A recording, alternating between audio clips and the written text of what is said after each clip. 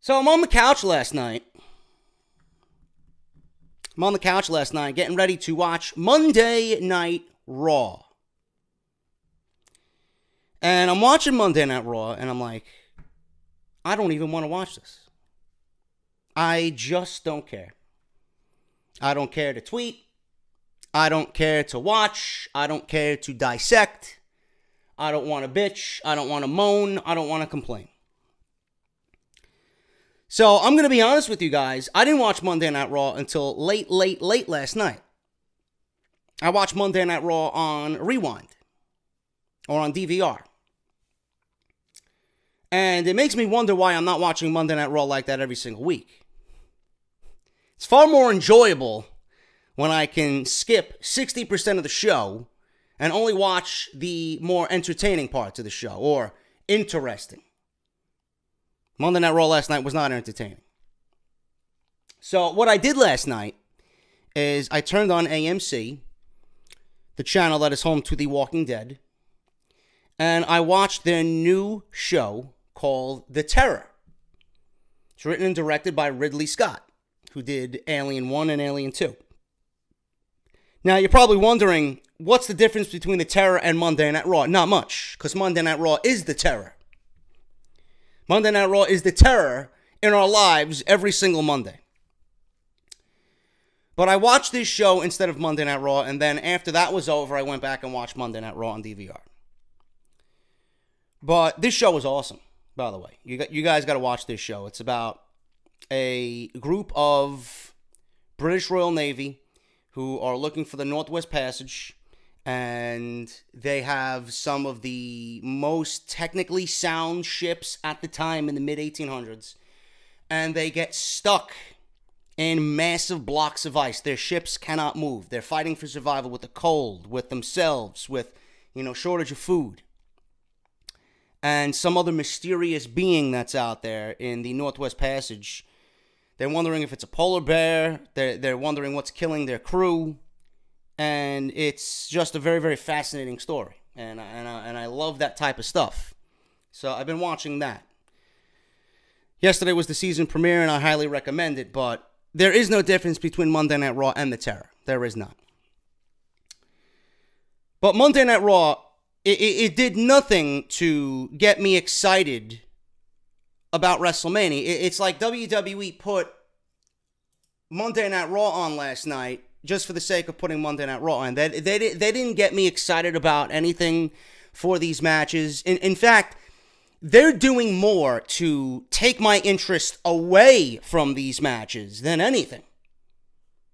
They're doing more to take my interest away from every program on Monday Night Raw going into WrestleMania than getting me excited. I don't understand their logic here. For example, the Brock Lesnar and Roman Reigns segment. This is the thing that we've complained about for the last 4 weeks. This is something we've been building towards for the last 3 years. Ever since their last match at WrestleMania. WWE has done everything in their power to get Roman Reigns over and make him the sympathetic babyface superhero. And it hasn't worked. Now, I don't know why people don't listen to me. Their blind hatred for me when I talk about wrestling trumps anything that comes out of my mouth. People refuse to listen to me. Every time I talk about Roman Reigns, I am 100% right. I told you it wasn't going to work, and I am being proven right every single time. Including last night.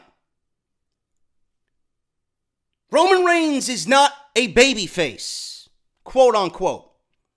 WWE may think he's a babyface, but how are you going to create Roman Reigns as a sympathetic babyface when Brock Lesnar's music hits and the entire arena erupts in cheers for this individual that you painted that doesn't give a shit about the WWE. He doesn't like people. He's an individualist, is the term that they used. He doesn't care if he's there. He doesn't care if he is there.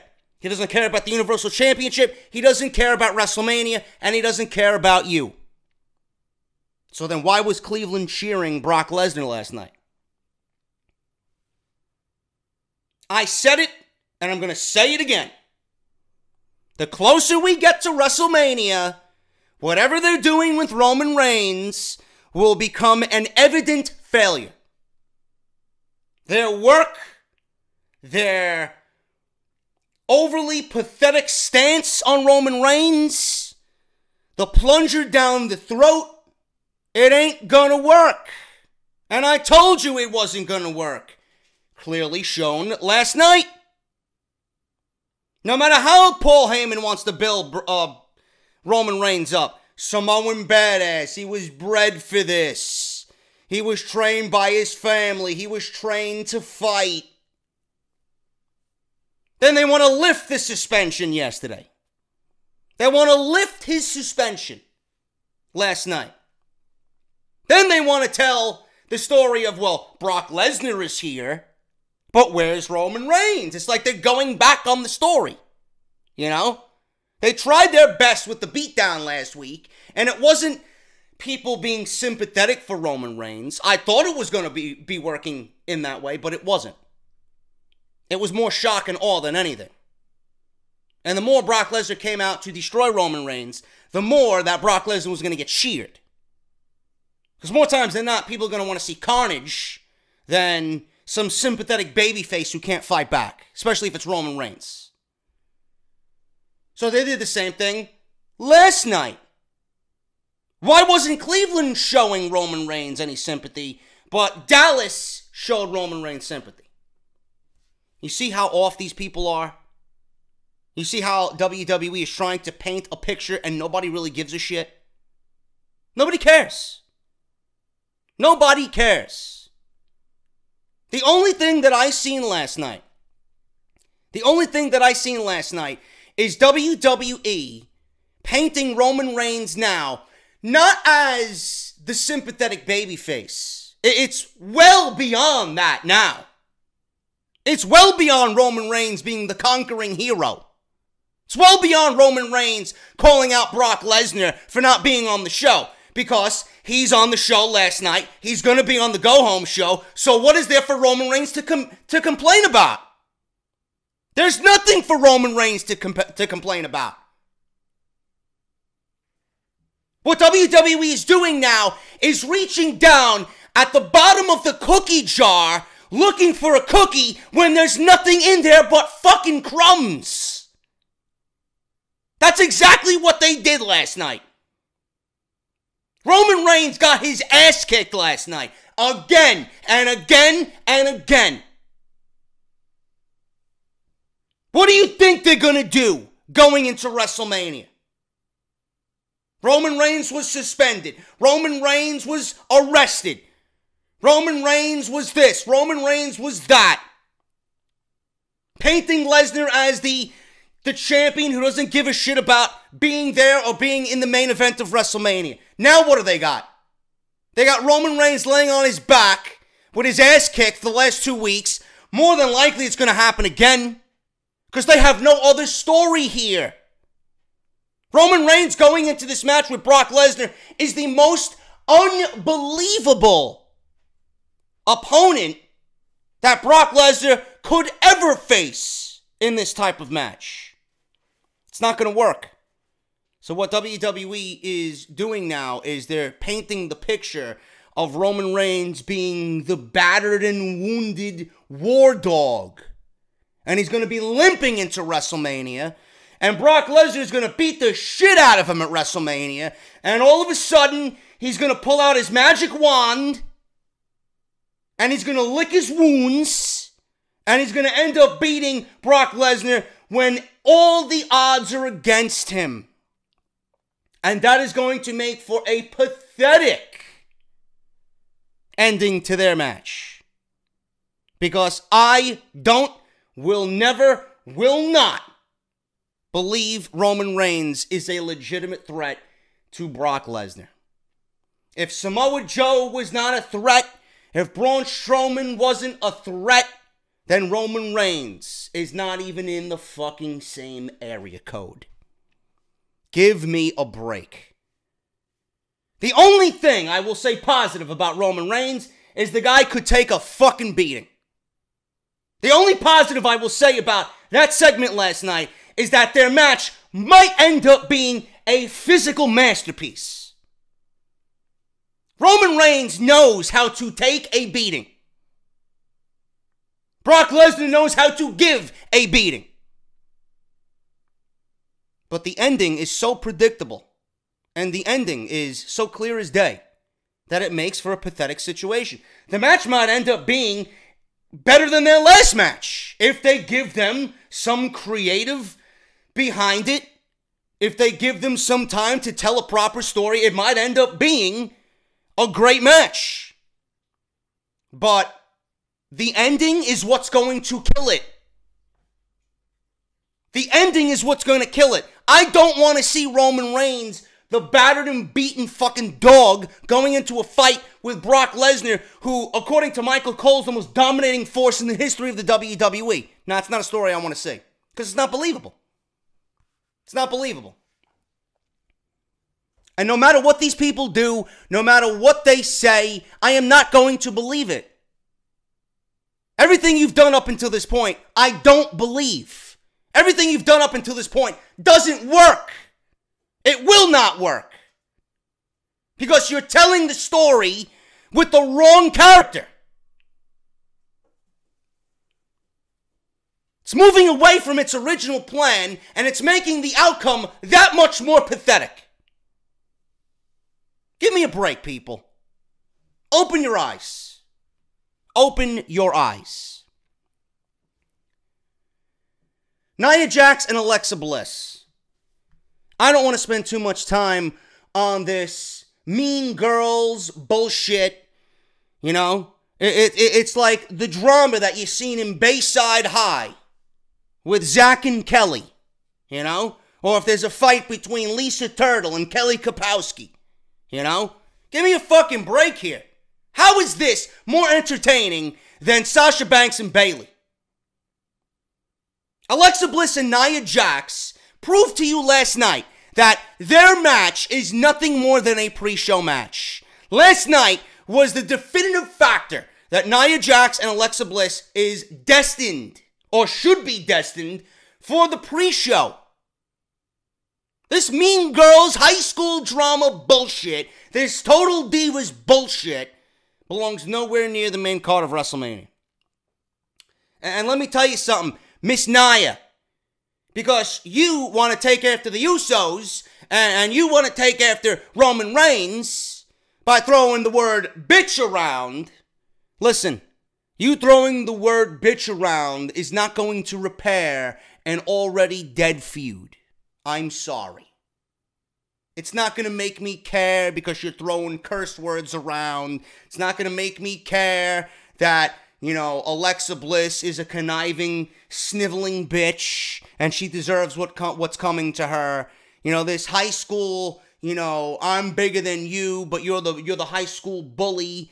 The fat shaming of Nia Jax. None of this is working. None of this is working for me. You can't be throwing words like bitch around and expect this feud to be enhanced when there's nothing there to be enhanced. Nothing. Alexa Bliss is not good enough to give Nia Jax a great match. She's not.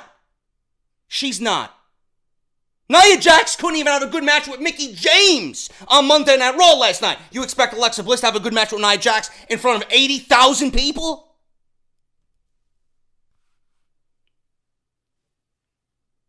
This is not the right feud for the title. Bayley and Sasha Banks showed you exactly what I've been saying for weeks. Bayley and Sasha should be for the title. What they did last night showed you why it should be for the title. And that WWE went in the wrong direction. It's a blood feud. It's a feud between two women who want to be the best. The title signifies the best. The title should not be fought over from someone who's coming off as a high school bully, fat shaming someone who's the valedictorian. No! That's not what the title should be about. The title should be about two women who want to be the best at their craft. I don't know. In some weird fucking way, people look at me and think that I'm wrong when I say that. No, it's because your perception of professional wrestling in 2018 is so skewed that you eat up the bullshit that WWE continuously gives you on a weekly basis. Sasha Banks and Bayley did exactly what they needed to do to make sure that their women's feud was the best thing going into WrestleMania. If Sasha and Bayley was for the Raw Women's Championship, on top of Rousey being in that match with Angle, Triple H, and Stephanie McMahon, on top of Charlotte and Asuka, which is going to be a showcase match by itself, the women would be better off represented at WrestleMania. Nia Jax and Alexa Bliss actually takes the women and the representation of the women at WrestleMania down several rungs on the ladder. Believe me. JD, you're going to be right. You were right again. I know. When you watch the match at WrestleMania, what's the first thing I'm going to say when I talk about Nia Jax and Alexa Bliss? What did I tell you? I don't want to sit here and tell you I told you so, but fucking shit, I told you so. The match was awful. Bayley and Sasha should have been the match for WrestleMania, and they proved it last night. Now, the only thing I will say about Bayley and Sasha that I didn't like and how it came off and how it was presented, they shouldn't have done it in a backstage area. They shouldn't have done it the way that they did it last night. I appreciate the fact that they weren't in their wrestling gear. I appreciate the fact that they were in jeans and a cut-off t-shirt and they were just in chill clothing. But what I would have done differently is if that was your moment to turn Sasha Banks heel in this entire storyline, if that was your moment to turn Sasha heel, then why wasn't it done in front of the live audience? Why didn't Bayley walk to the ring, cold entrance, no music, nothing. Take the microphone in front of the live audience. Sasha, I texted you. Please come out here. I would like to discuss what I just texted you. Have them interact in front of the live audience. Have Sasha conduct that beatdown in front of the live audience. Throw her into the timekeeper's area. Bring her up to the stage and have her do the bank statement right on top of the announce table. Something. Enhance Sasha turning heel.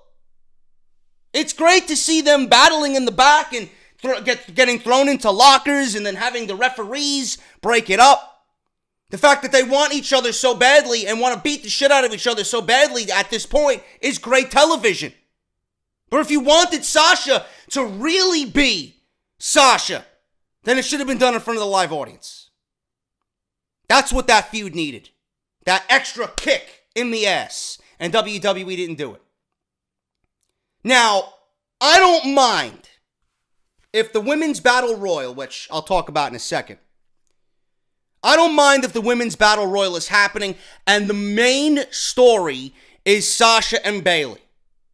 In fact, I'm glad that Sasha and Bayley isn't happening at WrestleMania in a one-on-one match. You look back on it and you wonder why, if it does happen, they're not going to get the time that they deserve to tell their story, and it really should be for the title. It really should be for the title. I don't want them to be put in a one-on-one match and then given 7-8 minutes, and then it's here and then gone. If the Battle Royal is happening, Sasha and Bayley should be the main story going into the Battle Royal because you've already told this story about one wanting to be better than the other, and vice versa. That Women's Battle Royal means nothing. That Women's Battle Royal, the winner gets nothing. It won't enhance anybody's career. Nobody will remember it on Raw after Mania. Nobody's going to be talking about it, weeks after WrestleMania. Oh my God, the Battle Royal was great. No, it is a filler match. It is a pity party to get people on the show that don't belong on the show. It's a Battle Royal to get Dana Brooke on WrestleMania. It's a Battle Royal to get Mandy Rose on WrestleMania. It's a Battle Royal to get Sonya Deville on WrestleMania. None of which should be at WrestleMania. Seriously. I've always been a proponent of you don't need to be on WrestleMania if you aren't in anything important. You want your spot? Work at it the following year and try and get into something important. Same thing with the men. Mojo Rawley, right? Ty Dillinger. It's just an excuse to get everybody on the show. Sasha and Bayley in the Battle Royal should be the main story in that match. If it's not, I will be very disappointed. Very disappointed. Continue the story, write something creatively for both women in which that Battle Royal is all about them. You already took the name Fabulous Moolah away from the Battle Royal. You made the Battle Royal meaningless. Everybody else in that match is meaningless. They have nothing going on for them. Bayley and Sasha have the best women's feud right now in the WWE. Build it around them. I hope WWE does that. And what is with the women's Battle Royal being the first ever women's Battle Royal at WrestleMania?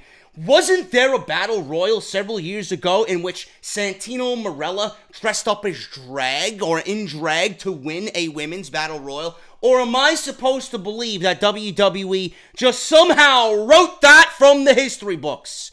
Wrote it out of the history books. Am I stupid?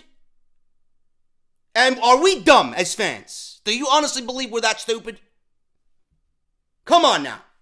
It's not the first ever women's Battle Royal, because there was a women's Battle Royal. And if you want to just add on top of that, at least acknowledge that there was a Battle Royal at WrestleMania. But that was a Divas Battle Royal. Right now, I can't tell the difference between Diva and women, because both are being presented miserably.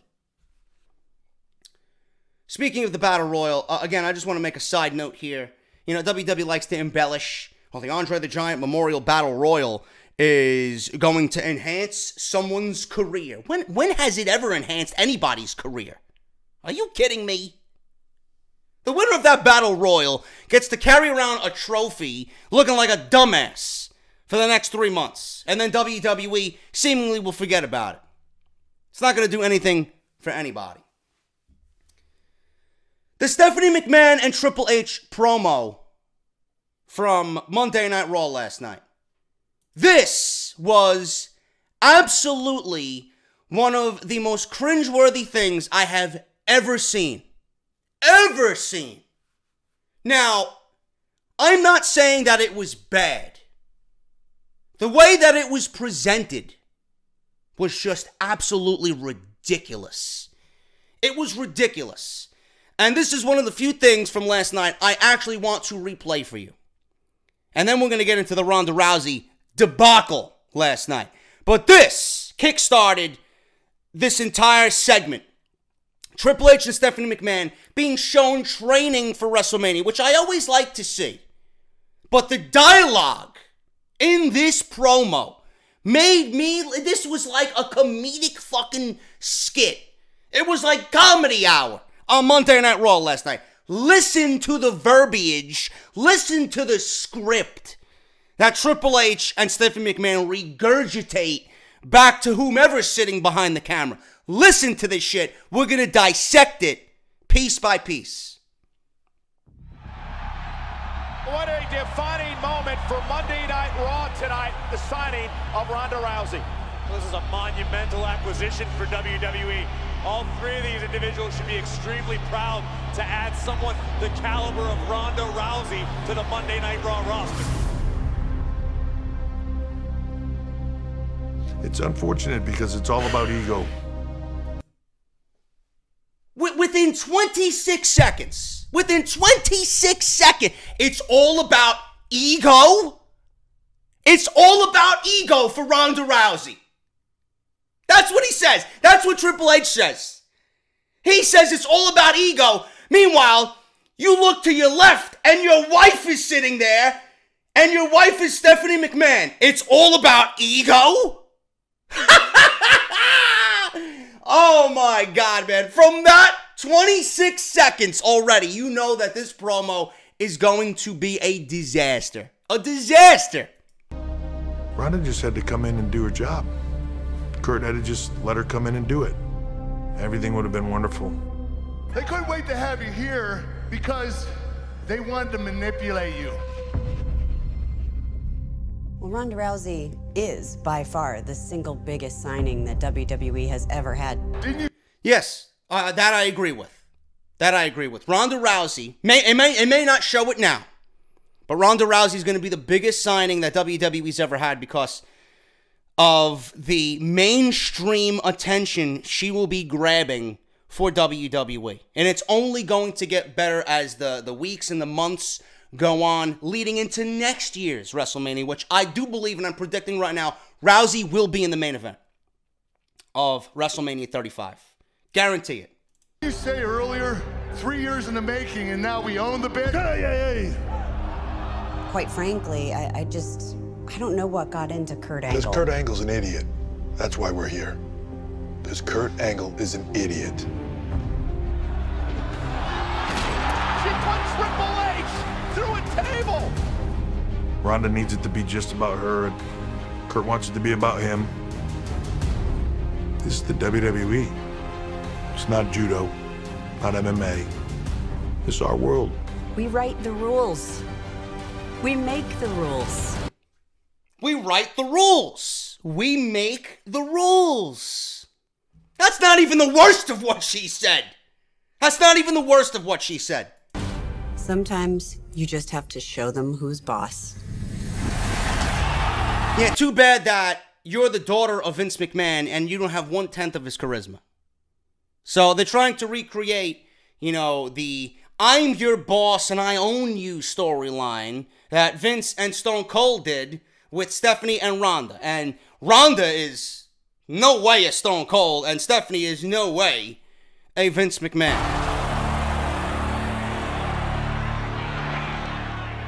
People can look at everything we have, think it was handed to us. Think that because she's the daughter of Vince McMahon that it was handed to her. It has nothing to do with that. It's an entirely different level of human being at play here. We're not training just for an event. We normally train for life. There's no schedule, there's no camp. This is what we do, better than anybody on the planet. The thing with Triple H and Steph is they train all year long, 365 days a year. It's normal for us to train at midnight, 1, sometimes up until 2 in the morning. They don't really need to get ready. They stay ready. Get underneath it and throw. Good. And now they're just showing Triple H and Stephanie workout, which I like to see the behind-the-scenes type of shit. Halfway. I really do. 10 more seconds. Good, Steph. Push the turf back. Keep that angle. Try to keep that speed. Push back. Keep coming, keep coming. Looking good, looking good. Getting faster. I've prepared UFC fighters. I've prepared NFL football players for the Super Bowl. I've prepared Olympic athletes. Triple H and Stephanie McMahon are not only up there with that caliber of athlete, they're exceeding what those athletes are doing.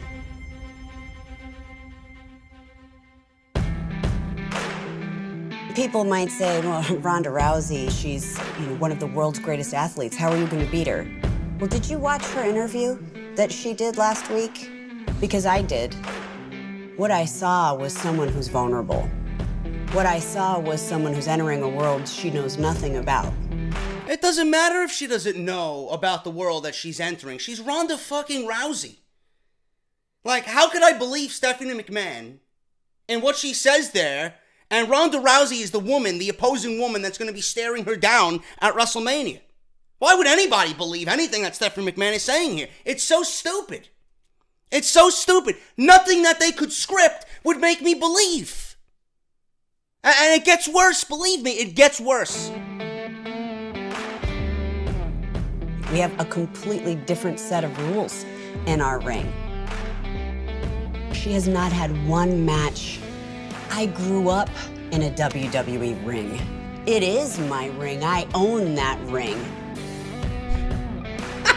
Quite frankly, it is the opposite. Ronda should be intimidated by me. Are you fucking kidding me? No matter how good an athlete is, you step into somebody else's world, you're the underdog. She doesn't have a clue what she's in for, and quite frankly, her arrogance is a gift to me because that is something I can absolutely exploit. How are you gonna exploit Ronda Rousey and her arrogance? Are you kidding me? What is Stephanie McMahon on drugs? What was she sniffing at that performance center before she sat down and did this interview, man? It's so unbelievable. I can't even sit here with a straight face and say, wow, this is a good piece of WWE television. It's ridiculous. It is absolutely ridiculous. Kurt Angle can look at it and say, yeah, nah, look, Triple H been beating me my whole career. It's just another day. On a bigger stage this time. For Ronda walks in the door of WWE and she gets beat by an executive. Boy, it's embarrassing. So he's already stating, Triple H, Stephanie's husband, is stating that she's an executive. Meanwhile, WWE came out a couple of weeks ago saying that Stephanie McMahon is not only an executive, but she's an active WWE superstar. You know, so why didn't they throw that in there as well? You know, they're making it seem like whatever Kurt Angle stated when he made this match official, that yeah, Stephanie's not a WWE superstar. Obviously, she is if she's training. If she just got done saying, I've been training, that we do this not because it's WrestleMania, we do this for life, is what he said. So obviously she's a superstar if she's training. An executive. This makes her more unbelievable.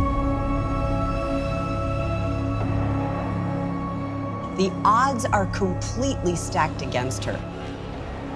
There will be no comparison because this is not the Olympics. This is not the judo championships. Listen to this. This is not the UFC. I hope they didn't cut this this is not out. MMA. This is our world. And nobody gonna come into our world and take us down. Ronda Rousey doesn't scare me. Oh, really? I'm a McMahon, which means Ronda Rousey will simply work for me. It's unfortunate that all of this has to happen to Ronda. We're business people. So at the end of the day, when this is all over, we will pick Ronda Rousey up. We'll repackage her. We will dust her off. Reposition her to the world. And all will be the way it should have been from the get-go. At WrestleMania, we will humble Ronda Rousey the same way we have humbled every other superstar in WWE. Oh my God, that's the one line that got me in that entire 6-minute video package, dude. It is so pathetic. It is so pathetic that, you know, whatever they're doing, whatever they said here is working. But it's not working because we genuinely, you know, want to see them get what's coming to them as far as, you know, their superstar status on WWE television. Like, Stephanie McMahon and what she did in this promo package and how she came off. You know, it's all truth. It is all truth. And they're not hiding anything. And the fact that she comes off that way, it's not to be done, you know, for a character or character-wise. It's not being done for storyline purposes. This is who she is. This is what she does. This is what she believes in every single day. It's not because, you know, she's a great character on television. I legitimately want to see Ronda beat the shit out of her because of how she came off and what her real life persona is. Her real life persona is what you see here. She ain't playing no character. This is Stephanie McMahon. It's pathetic. But in some weird way, it's working. It's like having an adverse effect. I want to see Stephanie get her ass kicked, really, because of who she is and how she was presented and how she came off in this promo package. It was, like, I'm so indifferent to this entire video package. I really am. It was a great piece of editing, but the dialogue in it was just so ridiculous. Like, it makes me genuinely hate them. For real. Not Triple H. I like Triple H. But Stephanie, she's got no business being on television, dude. She got no business. Be an executive. Get off my television. You're not a believable character that I'm going to invest my time in. At all. Awful. What really was awful was the Ronda Rousey segment. My God. My God. If this is the best that WWE has for Ronda Rousey, I am not looking forward to the future with her whatsoever. That segment last night was not only a waste of time, not only was it embarrassing to Ronda and the company, but it showed you that Ronda has a shit ton of work left to go before she should even be in the ring with a microphone. First of all, WWE had her come out wear yellow and red eyeliner. I don't know who the fuck made that decision. She looked like she was getting ready to fucking walk out as a walking spokesman for McDonald's. I don't know what the fuck she was wearing, but it looked terrible. It looked terrible. Then she got on the microphone, and if I have the piece here, I'll show you. She got on the microphone, and she looked like she was a complete nervous wreck. Let's play the promo, and then we'll dive into it. I know that WrestleMania is the most intimidating stage for anyone to compete on for the very first time. But after watching you train for the past few weeks, your hard work and determination, you're ready. You're ready for WrestleMania. Her body language is the first thing that I noticed. Ronda doesn't know, the proper etiquette for body language. Like, you can tell she's nervous by the way she's moving around. She's still continuously smiling. I don't want to see you smiling. You're 2 weeks away from WrestleMania. The smile should be gone. Okay? It's okay to smile when you come down the aisle. You're in the ring. Angle's talking to you about your training and about WrestleMania. No smiling. I don't want to see any more smiling. And after hearing what Triple H and Stephanie said earlier, they write the rules and they make the rules. I can tell you this, they mean it. They're going to be prepared for everything. So WrestleMania is going to be a lot of fun, but it's not going to be easy. Good. Because I didn't come here looking for easy. I came here to earn everything that I get. And Steph, she can talk tough, but she's trust fund tough. She's limousine tough. And as you just saw, she's personal trainer tough. See,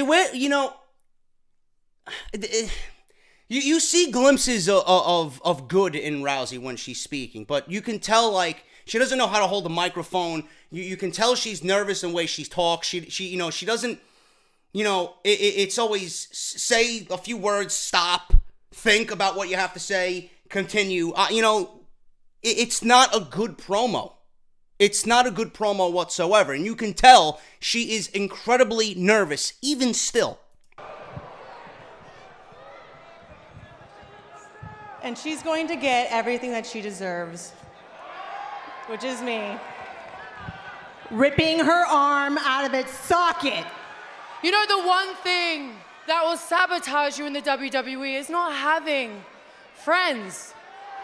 First of all, why was Paige coming down with Absolution at this point? Why?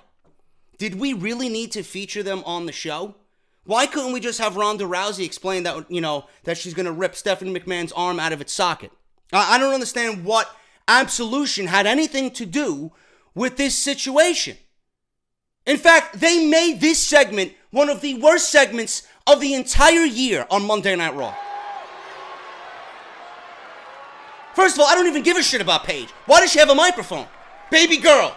No. Said baby girl about 6 times last night. Made me want to fucking cut my ears off. And that's great. That's great. But the thing is about Raw is that you get lost in the shuffle, and people here will definitely take advantage of you, Ronda. And we're just here, in case you need some backup. What do you say? If she wants backup, are you really going to go to Absolution? Are you fucking kidding me? Yeah, I'm going to look to Mandy Rose and Sonya Deville and someone who can't even fucking throw a punch anymore. Yeah, I'm really going to have you as my backup. Are you fucking kidding me? My God, whoever wrote this should be fucking terminated. I mean, I really appreciate the offer and thank you, but I've got an Olympic gold medalist watching my 6 o'clock. I mean, I'm good. Ronda, baby girl, I get it, I understand. But if you think Kurt Angle has your back, then you wouldn't be an enemy to Triple H and Stephanie McMahon. But you don't have to go at this alone, Ronda. You, most importantly, could become the 4th member of Absolution. Oh my God, what a life accomplishment! Holy shit, I never thought I'd have this honor bestowed upon me! 4th member of Absolution? Are you fucking kidding me? That's like you getting a job as a fucking line cook at McDonald's flipping burgers. Are you out of your mind? Are you out of your mind? Who would want to be a part of such a terrible group of wrestlers? That is so ridiculous that WWE would even put them in this situation. It's even more ridiculous that WWE is positioning, or at least trying to get to the audience, that Absolution is anything of importance on this show. They mean nothing to Raw and nothing to the women's division. Nothing. Thank you for the offer. And then Paige is there smiling.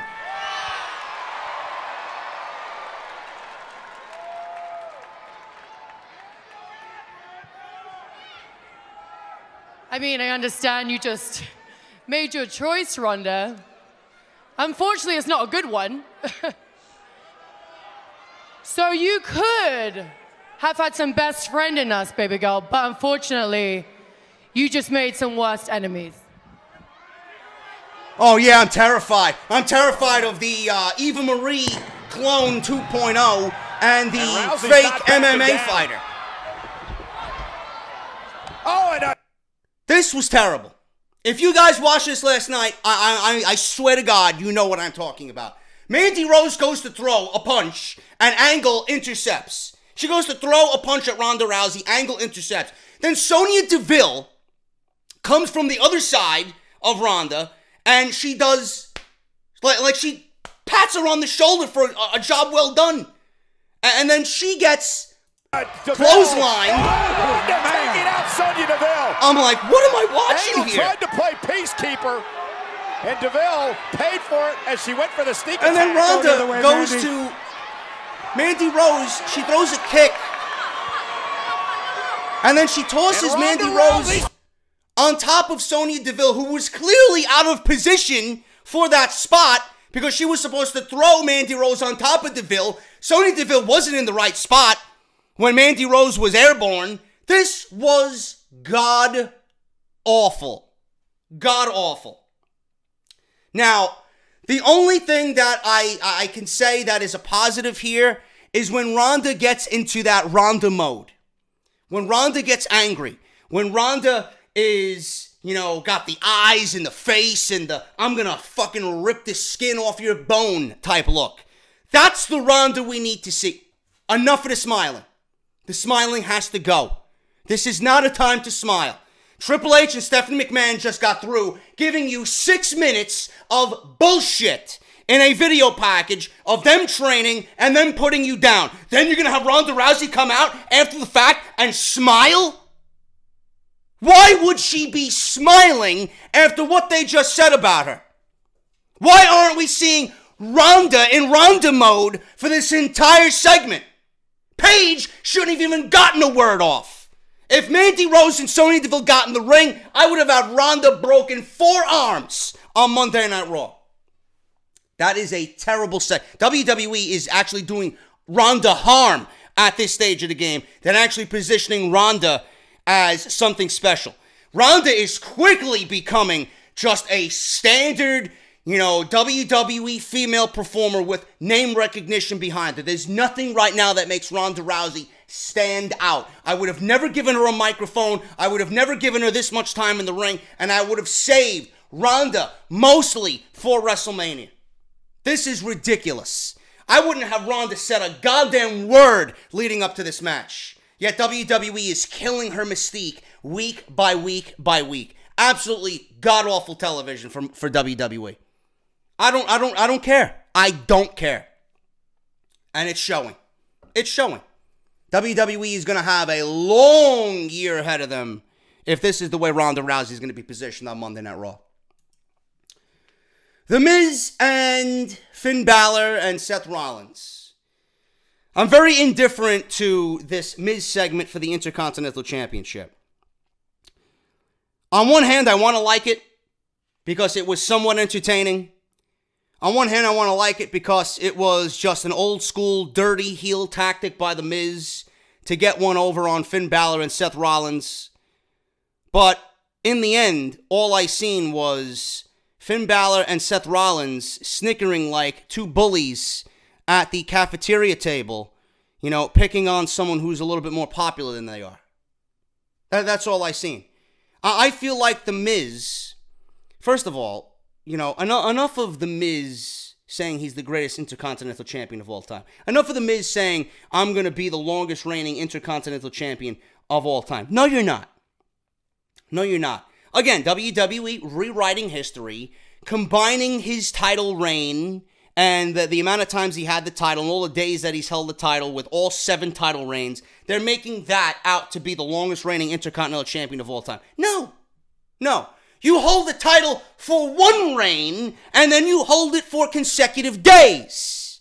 Combined days with 7 reigns doesn't mean you're the longest reigning Intercontinental Champion of all time. Now, if it's something that he's doing to get underneath the fan's skin, then fine. But he's doing it, and they're pretending like it's a fucking real statistic. Out of the question. Out of the question. The Miz hasn't done anything with the Intercontinental Championship. Really hasn't done anything on Monday Night Raw at all, outside of his use of a microphone. He's actually bringing Rollins and Balor down in this feud. Rollins and Balor are acting like snickering little children in this Intercontinental Championship feud, and it's not really positioning them in a good light whatsoever. Rollins and Balor, in this segment, they shined when The Miz wasn't there. When it was just Rollins and Balor in the ring. When Balor went to go lift the Intercontinental Championship.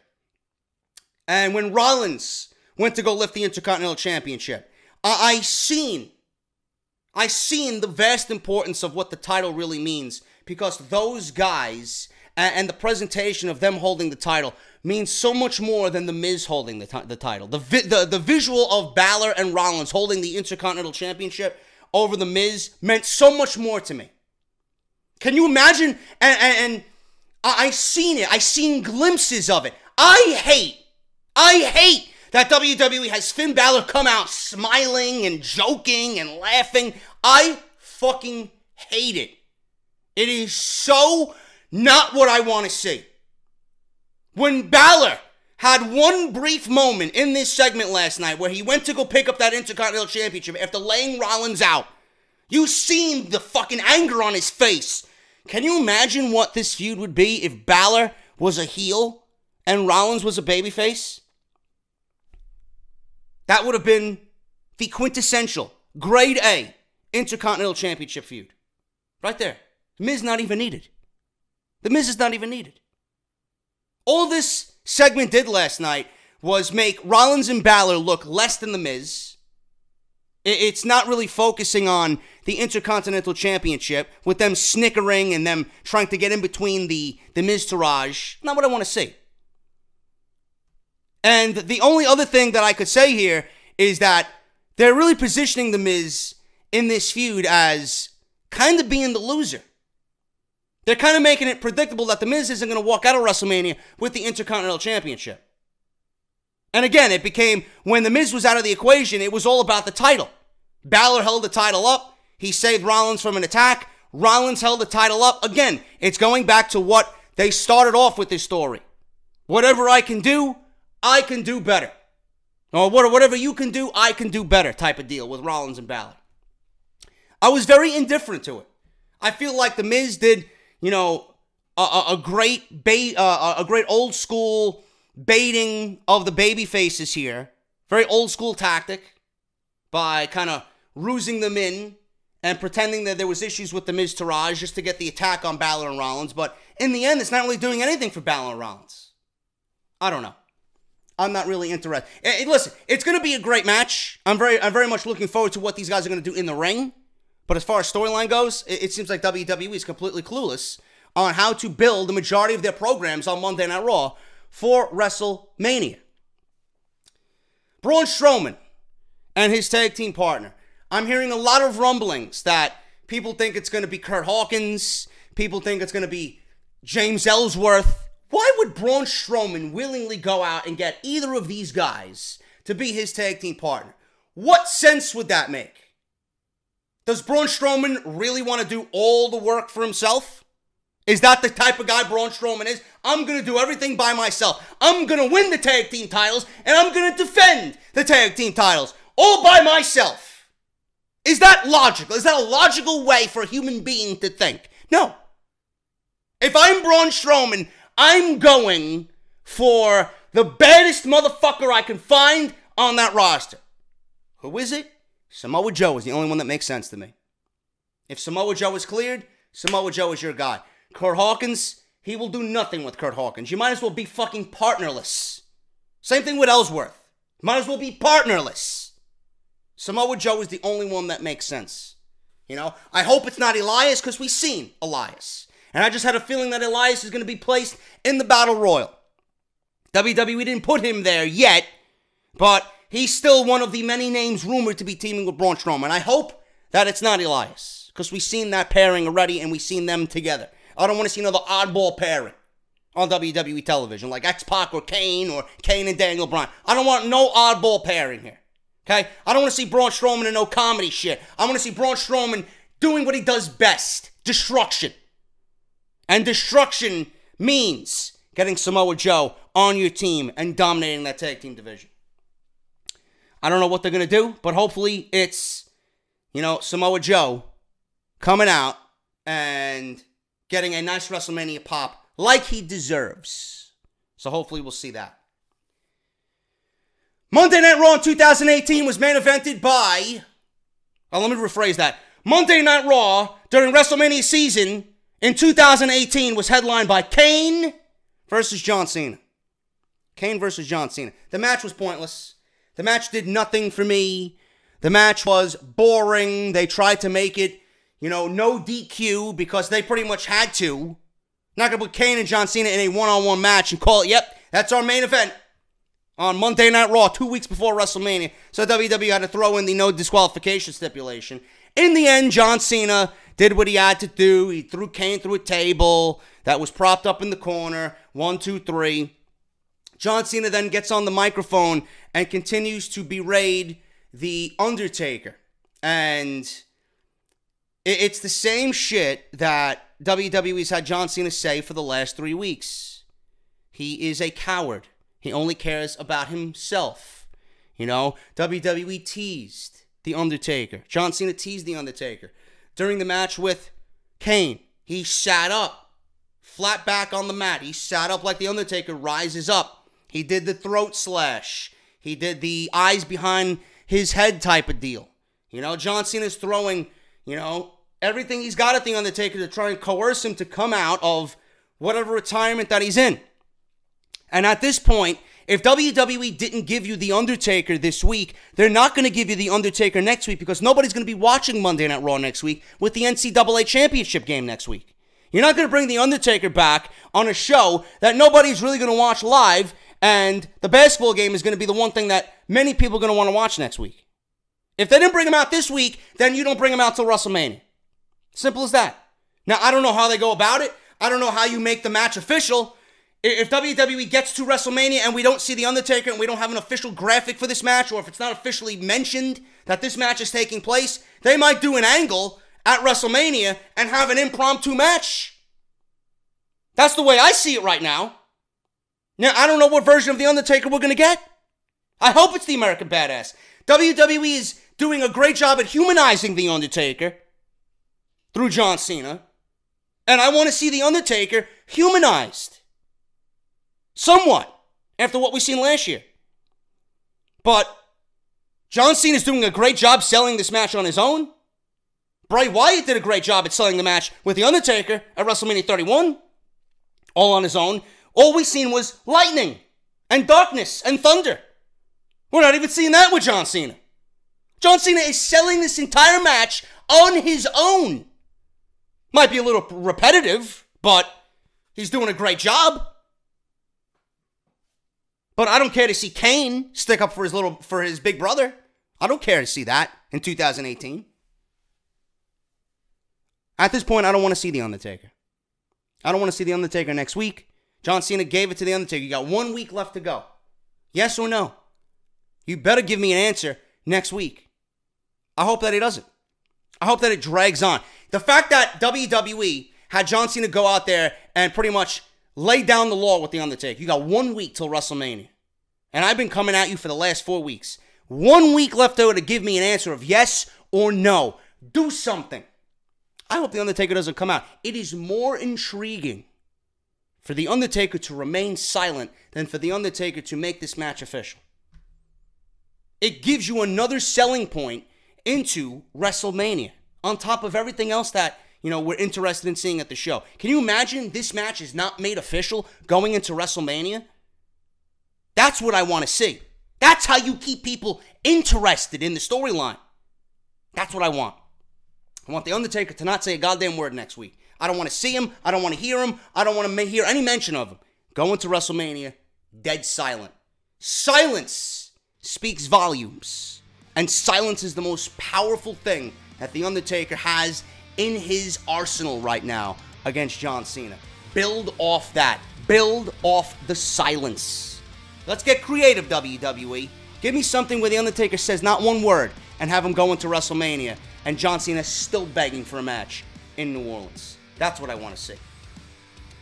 Other than that, man, this show was a complete waste of time.